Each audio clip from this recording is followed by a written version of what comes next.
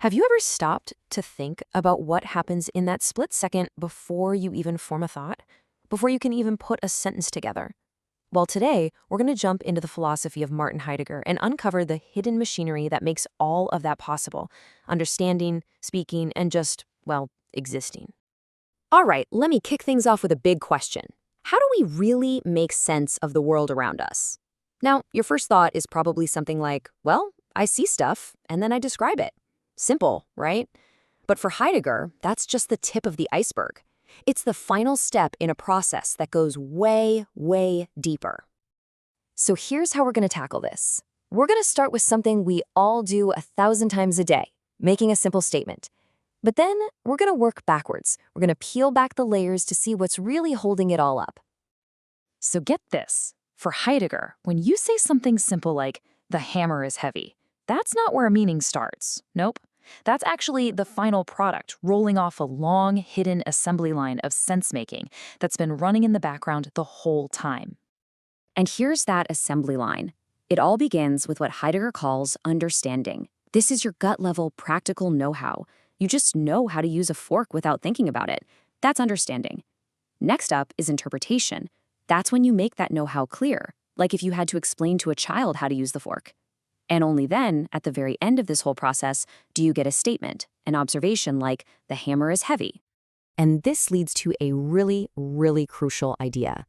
When we're in that mode of understanding, a hammer is what Heidegger calls ready to hand.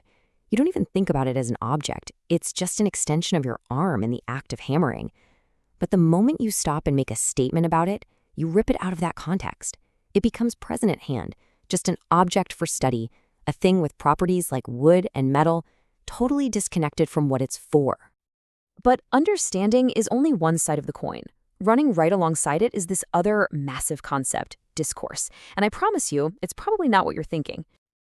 Yeah, for Heidegger, discourse isn't just chatting with your friends. It's the very foundation that makes any meaning possible. Think of it like this. Before you can give someone directions, you both need a shared map of the city in your heads, right? You both have to agree on what a street is, what a building is. Discourse is that shared map of meaning. It's the operating system that our language software runs on. So if discourse isn't just talking, what the heck is it? Well, Heidegger breaks it down into 3 modes, and they're kind of surprising. Listening, hearkening, and get this, even keeping silent. Let's zoom in on this idea of hearkening, because it's really cool. It's so much deeper than just hearing. You know, when someone talks to you, you don't hear a jumble of separate sounds, the hammer, and then piece them together. A microphone does that. But you hearken. You grasp the meaning of the entire sentence, all at once, instantly. And this quote from Heidegger himself just hits the nail on the head. What he's saying is that we don't experience the world as a total chaos of light and sound that our poor brains have to assemble from scratch. Not at all. We are born into a world that is already soaked in meaning. It's a huge idea. We aren't just data processors. We are fundamentally meaning finders. Okay, so we've got these incredible fundamental tools, right? Understanding and discourse.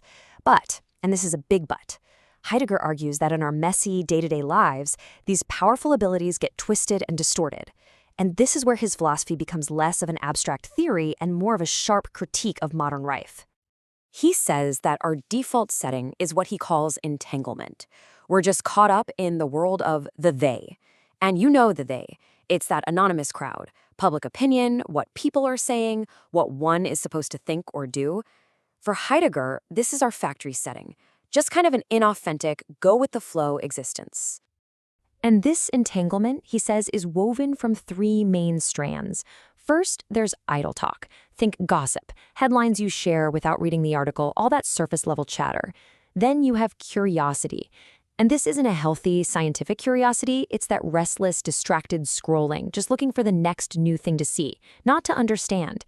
And when you mix those 2 together, you get ambiguity, that weird feeling where it seems like everything's been said and understood, but in reality, nothing has been truly grasped. So all of this everyday entanglement, it leads us to one final powerful state of being. It's a condition that Heidegger gives a pretty dramatic name, falling prey. So falling prey is just our total absorption into that public world of the they. But here's the crucial point. Heidegger is not judging us for this. This isn't a moral failure. It's not like we fell from some perfect, pure state. For him, this is simply our original condition. It's the starting line for every single one of us. And this state has three key features. First, it's tempting. I mean, the world is constantly pulling us into this easy way of being. Second, it's tranquilizing. It feels safe, right? It's comforting to follow the crowd and feel like you're doing things the right way. But, and this is the catch, it is ultimately alienating because it quietly buries our own unique potential to live an authentic life under all that noise. Which leaves us with a really provocative question to chew on. Heidegger has just laid out this powerful argument that our normal, everyday way of living and talking is a kind of comfortable, tranquilizing trap. So the question he forces us to ask is a big one. If this is our default setting, how on earth do we escape?